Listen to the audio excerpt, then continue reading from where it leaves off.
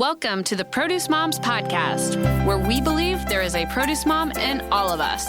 I'm Lori Taylor, founder and CEO of the Produce Moms. For 10 years, I sold fresh produce to over 300 grocery stores in the U.S. And today, my team and I are fully focused on inspiring people to eat more fruits and vegetables. This show is just one of the ways that we hope to inspire you and your family to eat more produce and live a better life. If you like what you're hearing on the podcast, join our community of almost 40,000 in all 50 states and over 30 countries by visiting theproducemoms.com/subscribe. And be sure to subscribe and leave us a review on iTunes. Thanks for being here. Enjoy today's show. Hello, everybody, and welcome back to the Produce Moms Podcast. My name's Lori Taylor. I sure love hosting this show, but I'll tell you what, myself and the entire podcast team, we had a really nice break. So thank you for your patience over the last 3 weeks as we took a much needed summer break on the podcast.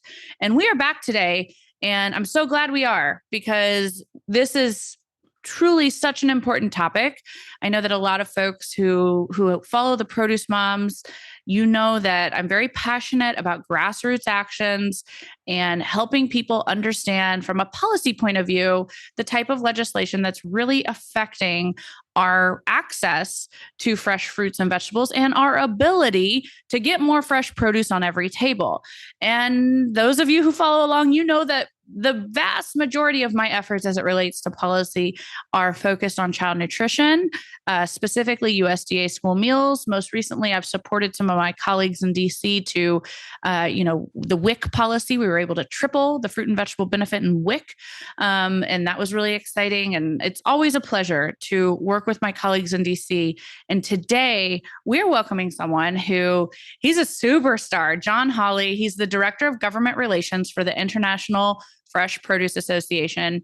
And John, with that role of Director of Government Relations, he's really, think of like the jack of all trades as it would be, and he's also a liaison with how are we going to engage with the media and the entire supply chain and the general public, and just really, many ships raise the tide. And how are we going to make sure that all the people that we can connect with understand what our government relations critical issues are right now in the produce industry. Recently, John and I had the opportunity to collaborate. He resourced me. It was a true pleasure and joy to represent IFPA as a panelist on a recent press conference.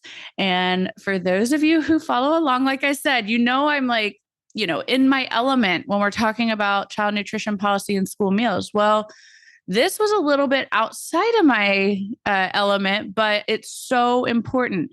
We were talking about immigration reform and how critical it is that we do something with immigration reform, because we 100% know and believe here in the produce industry that with proper immigration reform, we will be able to increase efficiencies on the farm and therefore drive down the price of food at the grocery store. And so, of course, I'm in, because we're all together with this, grocery shopping, and I owe it to all the produce moms out there. I'm in. And that's what today's episode is all about. So we're going to talk about that, help educate you all on why this immigration reform that's being talked about in DC, why it can, in fact, drive down grocery prices. So with that, John, welcome to the show. We're so glad you're here, my friend.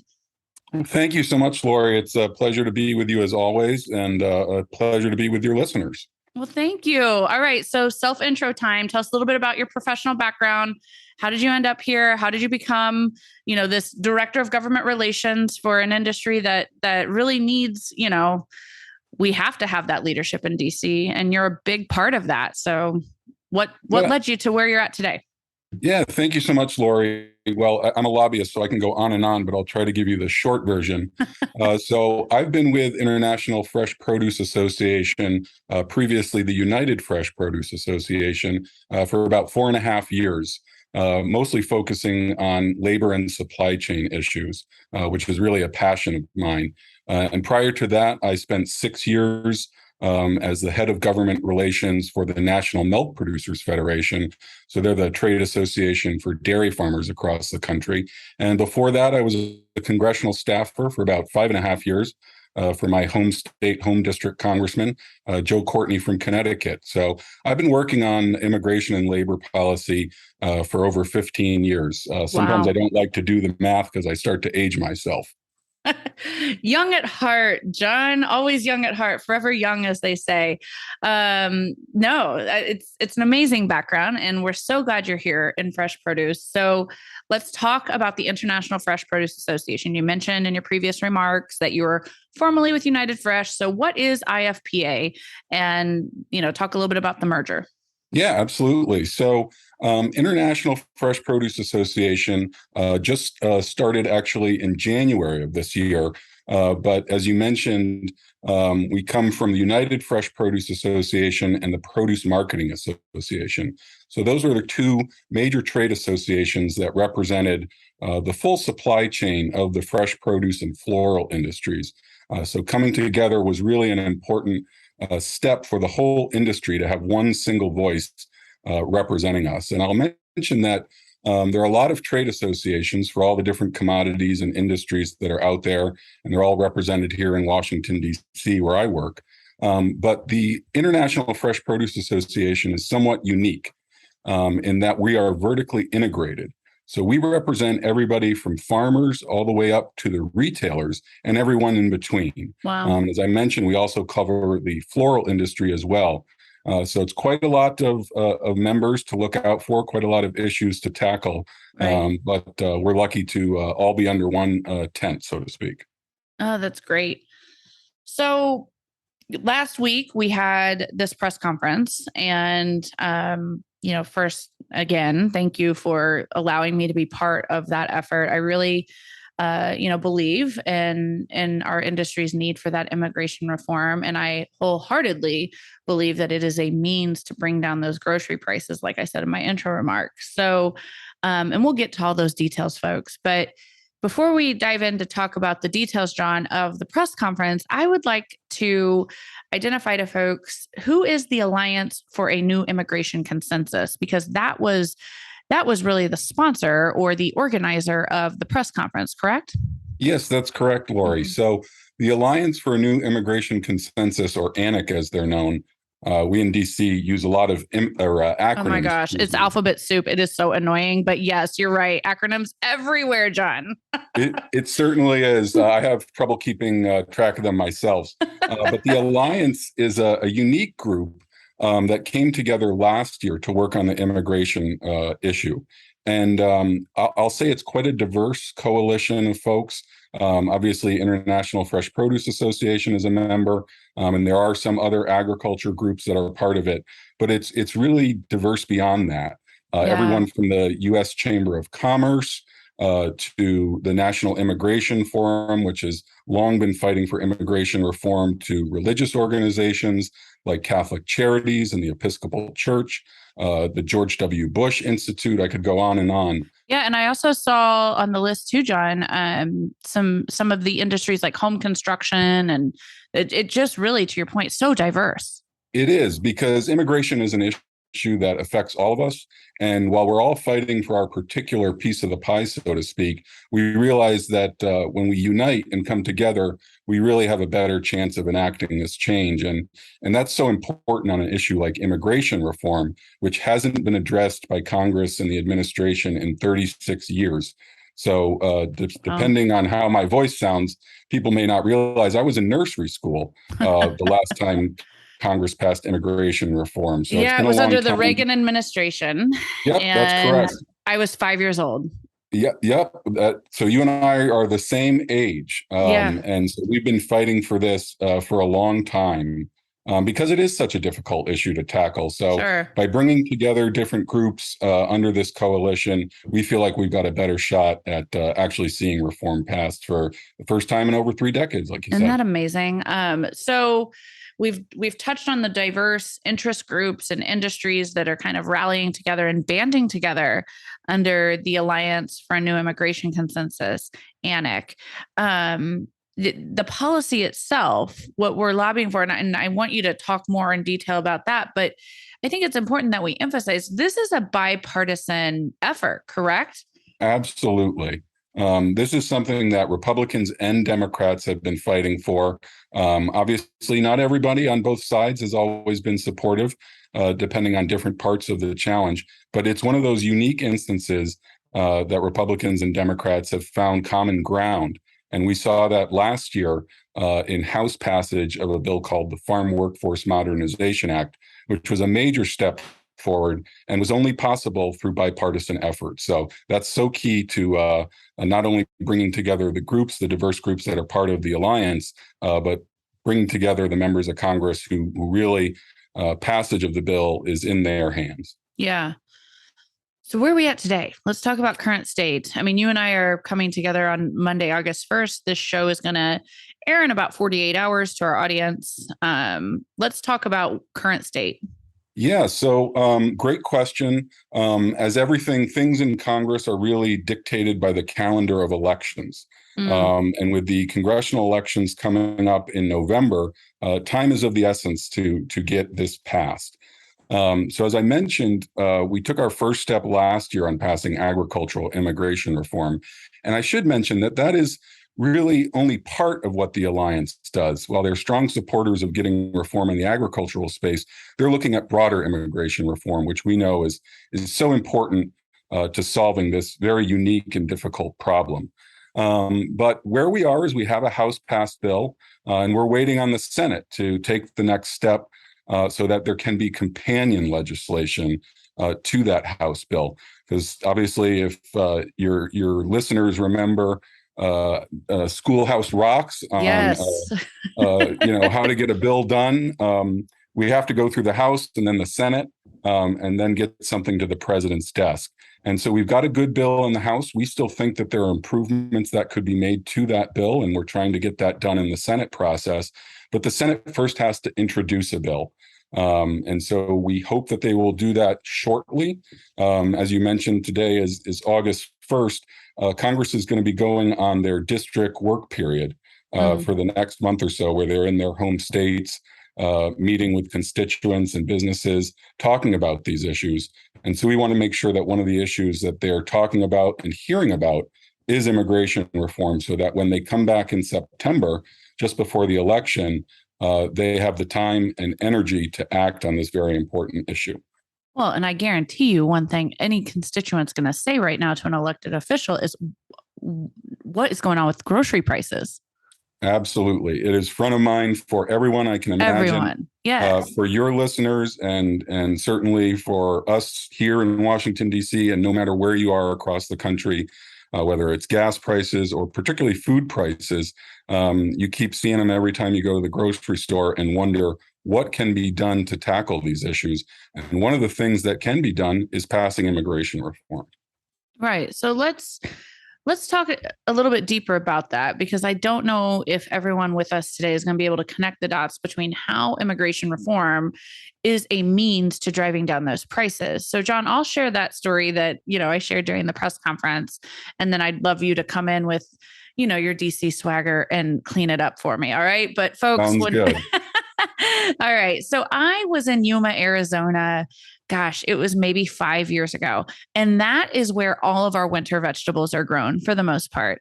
And it's such a high production region. That's not only the area or growing region that is feeding America during that time of year, but there is a ton of export crops being grown right there in that Yuma Valley region as well. So really high production. One of the farmers who is an active brand partner with the Produce Moms today, I was in the fields with them and their entire team. One of their owners was explaining to me, we need 4,000 workers for our harvest crew this year. 4,000. We put out an ad, because you have to do this. If you're a farmer and you're utilizing the H2A labor, you have to first exhaust any and everything that you can to secure a domestic workforce. And so they put those job postings out, and they had 4 applicants. They hired or offered the job to all 4 people. Granted, they needed 4,000. All right. So they had 4 Americans apply for the job. All 4 were hired. Of the 4, only 1 or 2 showed up. And of the 2 that showed up, Neither one of them worked a full day. That's what we mean when we say there is a labor crisis in farming. And John, myself, anyone who has had the opportunity to witness labor on the farm, first and foremost, it's skilled labor. Second of all, it is hard labor. It's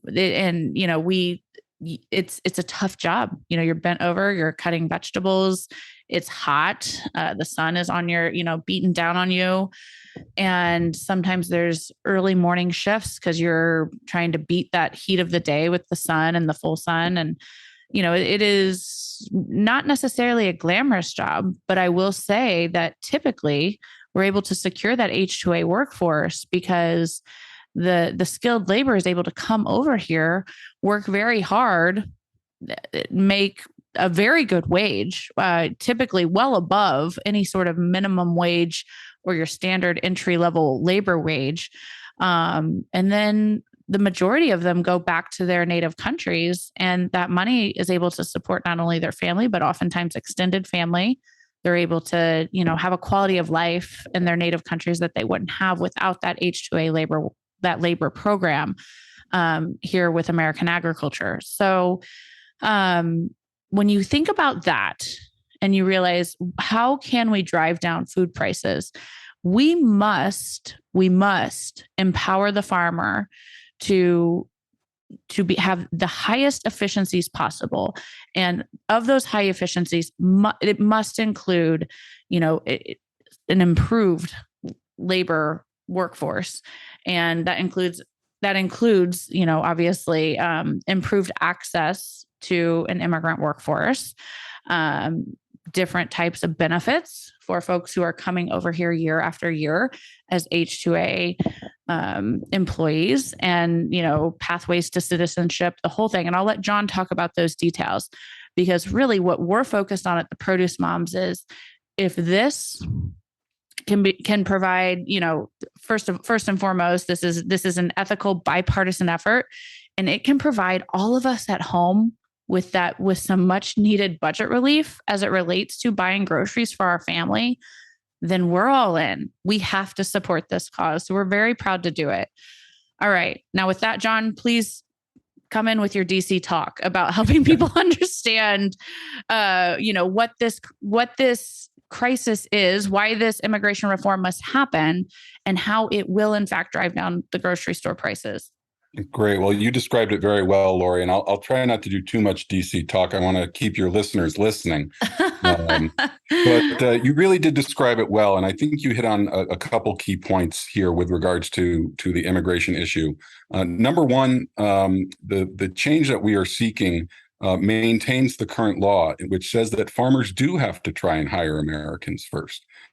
But as you aptly described, Americans, if they are showing up for the job, there's only few of them, and certainly not enough to meet the needs that are out there. And so farmers have come to rely on the foreign workforce to do what you said is a very skilled and difficult task. But it's important that we have them. And for your listeners' purposes, connecting those dots is really about supply and demand. Mm-hmm. It's really comes down to those basic issues. Right. We have come to expect here in America, in particular, access to all kinds of fruits and vegetables all year round. These are fruits and vegetables that used to be only available during certain times of the year, but we want them no matter if it's the heat of summer or the cold of winter. Right. And in order to do that, we need to have the workforce that can deliver those food items. And right now we are struggling with that. Our farmers are struggling with that. Different parts of the supply chain are struggling with that. And so because of that, we have seen an increase in food prices because farmers can't plan ahead. They would love to grow more fruits and vegetables, but they don't know if they're going to have the workers to actually harvest them. We've seen sadly many instances in which farmers plow under their crops because they don't have workers to come and harvest them. Right. And as you talked about, one of the main focuses of the Produce Moms is making sure that people have access to fresh fruits and vegetables. And to think that there are fresh fruits and vegetables growing out there that are just plowed under is really a tragedy. Yeah. But where it ties into inflation prices that we're seeing now is there was a study done by Texas A&M International University. And what it showed was that there is a direct correlation between the lack of immigration reform and prices of groceries in the store. What we know is that if there are more workers, that farmers can grow more crops. They can sell those crops to retailers and other parts of the supply chain, whether it's schools or other institutions, at a lower price. And so those workers really provide relief to all consumers out there by making sure that there is a steady flow of fruits and vegetables. Mm-hmm. And so that's really the crux of what we talked about at the press conference, is not only do we need immigration reform for a host of reasons, but it's about keeping food affordable. So when you look at these prices that are going up, moms and every other consumer out there are looking for any little piece that Congress can address to lower those prices. And immigration is one of those issues that they can tackle today. We have the solution. We're just waiting on them to act on it. So, John, I know the answer to this, but I think undoubtedly some of our listeners are probably wondering, does immigration reform equal open border? That is a great question. Mm-hmm. The answer is no. Mm-hmm. And one of the important things that the Alliance is fighting for is a sensible border security policy. Right. Because we need to have workers that come here legally, and we need to make sure that they are safe. You know, one of the things that I often talk to farmers about who worry about immigration reform is to think about it this way. The workers that are coming in are working side by side, oftentimes farmers' children's. They're working Right. on family farms. You want to make sure that that worker is trustworthy.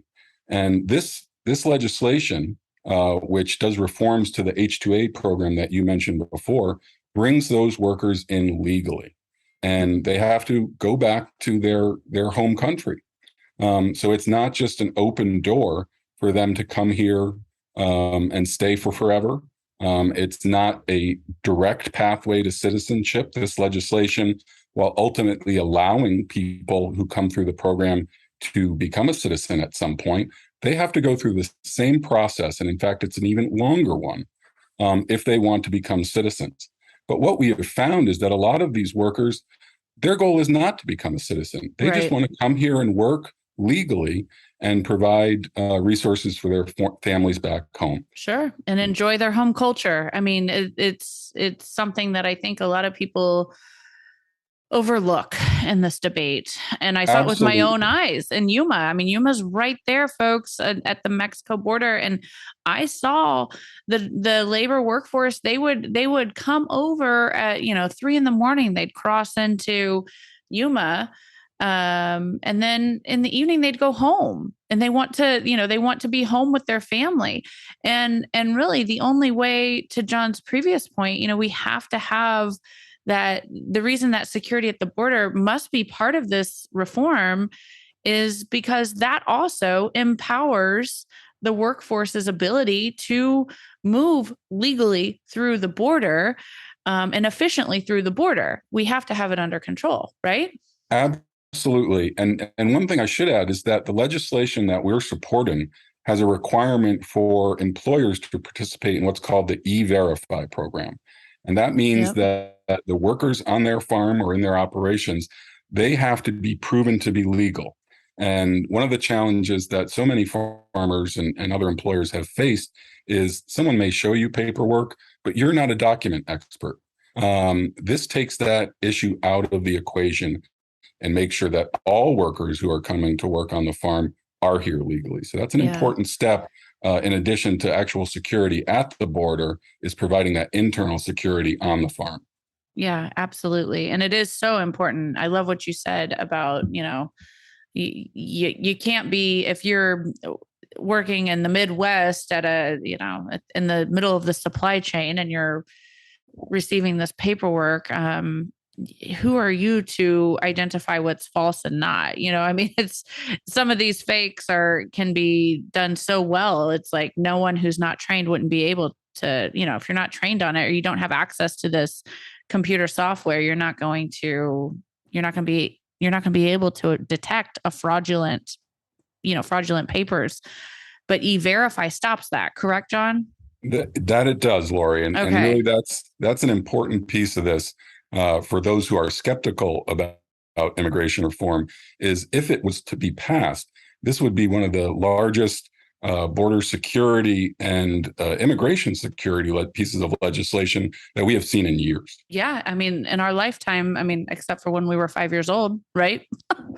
Yep. So, all right. Well, I definitely think we've done a great job of explaining this. Let's talk a little bit about the overall goals and objectives of the press conference. I mean, you brought in very strategically the Alliance for New Immigration Consensus. There were all different stakeholders from IFPA's point of view. I was part of that, kind of to everyone to represent you, to talk about the end consumer.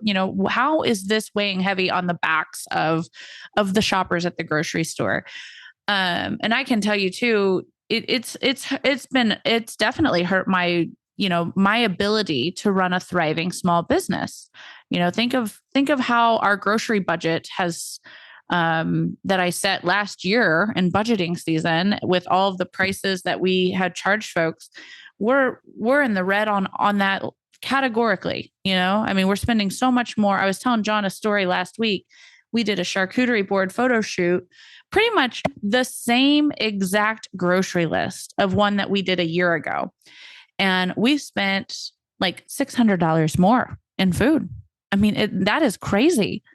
And that is, that's definitely affecting, the business operation at the Produce Moms. But what it's doing more so is it's weighing heavy on our hearts, what we're all facing day in and day out with feeding our families. And we've shifted our content strategy even to say, we can't do stuff that's going to cost all this money to execute.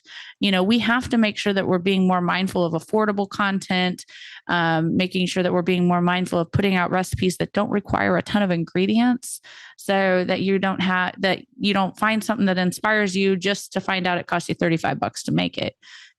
Those are all things we're dealing with and working towards right now at the Produce Moms, that again are a result of this food inflation that we're all fighting.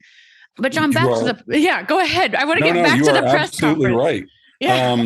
So the press conference, and you were just a wonderful spokesperson for the industry and for moms out there everywhere who are struggling, like you said, with grocery bills.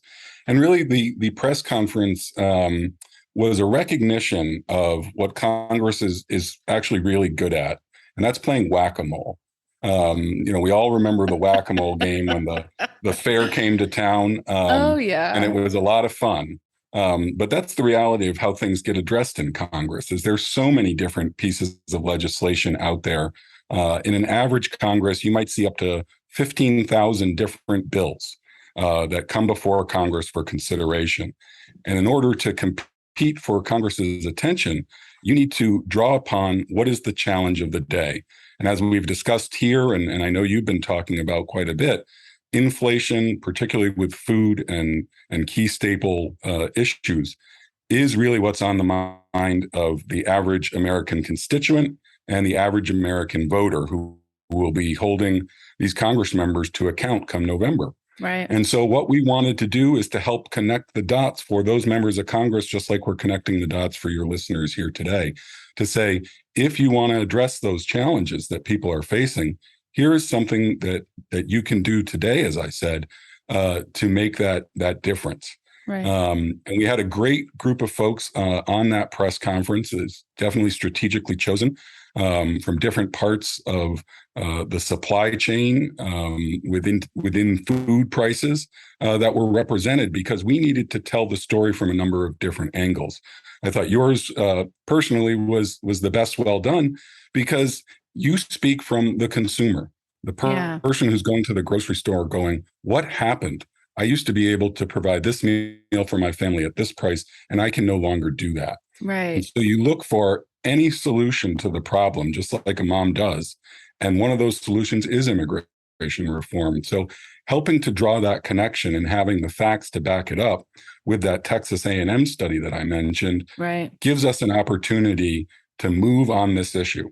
As we've talked about a couple times on here, it's been 36 years since Congress acted on this. Right. And it is because it's a difficult issue. But now, unfortunately, in some ways, all the stars are aligning to give them a reason to act now Yeah. and to What's more say, difficult is not doing anything and continuing life exactly, like this, you know? exactly. And ignoring the problem has gotten us to where we are today, which is more difficult labor situation, higher food prices, and still greater concerns about security. Sure. Sure. So what can moms do? I mean, let's talk about, so the House has already passed it. Who are the sponsors of the bill in the House? Yeah.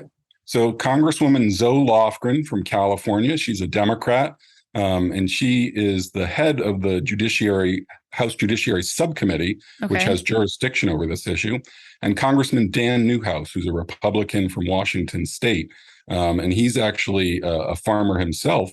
Before he came to Congress and still is today. Yeah. And they are two people who understand this challenge. And Mm-hmm. as I mentioned before, it's a bipartisan bill. So a lot of others, Republicans and Democrats, who recognize the problem and most importantly, were willing to step up to do that. So it passed in the House, correct? Yeah, it passed in the House with a good sized margin, I should That's what I was add. gonna say. So it was like a bipartisan, Yep, passage. Okay. It was a bipartisan big victory, and we don't see a lot of those in Heck Washington. no, we have DC not today. seen a lot of those in a long time. So No, that is great to hear. So now, current state, we're waiting on a Senate bill. Lobbyists yep. like you are in motion trying to get those little, go into the nooks and crannies of what's needed and improve the bill even further.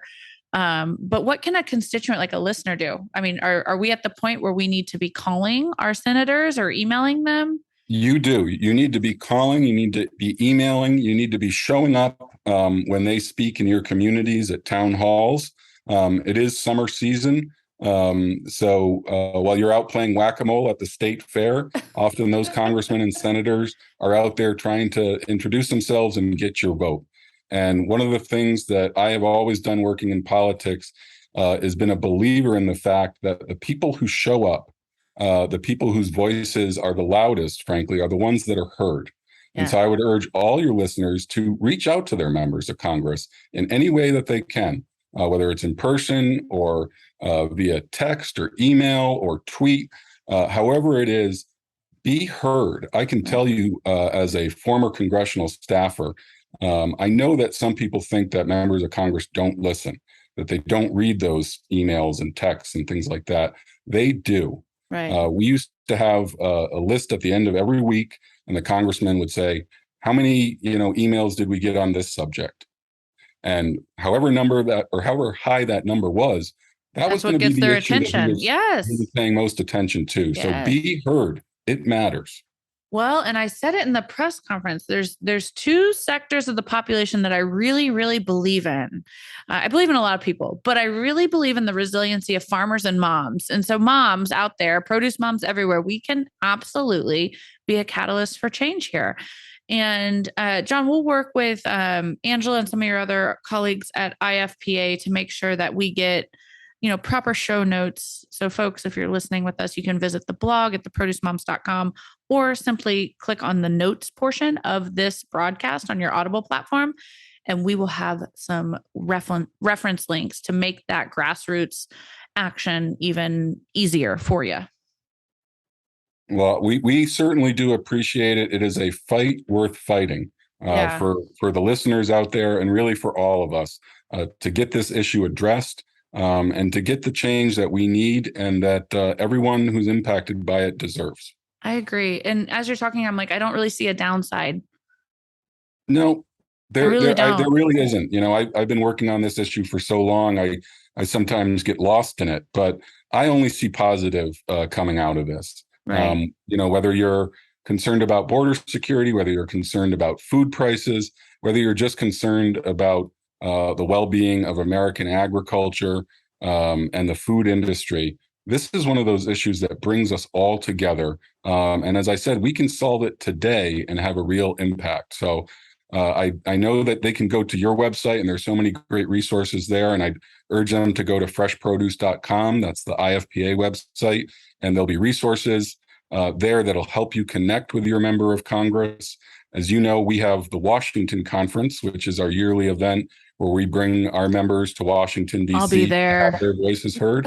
And this will be number one issue on that, that visit. I bet it will. All right, John. Well, this has been a great episode. You'll get a chance for the final word and the last goodbye. So anything else that you'd like to say, you'll have the chance. But I listened to this episode here on my side of the mic, folks, and I think best days are ahead. We are in motion with action that is going to result in change. And that is what we need. We need that relief. And I am looking forward to doing all that we can at the Produce Moms to support our industry's efforts to bring down to fight that inflation in food and bring down the cost of your grocery bill. You and your household deserve it. All right. So with that, John, thank you for being our guest. You get the final goodbyes and the closing remarks of this show. Thanks again for all your support and letting me join the good fight here on this cause. Well, thank you so much, Lori. You have always been a real champion on this issue and so many others because it matters to your listeners. And I'm always the optimist. You have to be in this business. And I know you have to be a mom. My mom has always tried to turn a challenging issue into an opportunity. And this is all of your listeners' opportunity to make a difference. And I know they will. And I look forward to working alongside them as they do. Thanks for joining us on this episode of the Produce Moms Podcast. If you or someone you know would like to be a featured guest, just send an email to lori@theproducemoms.com. We know there is a produce mom in you because there's a produce mom in all of us. Join our community on Facebook and all social platforms. Help us change the way America eats. Thanks again for listening, and we'll see you next time.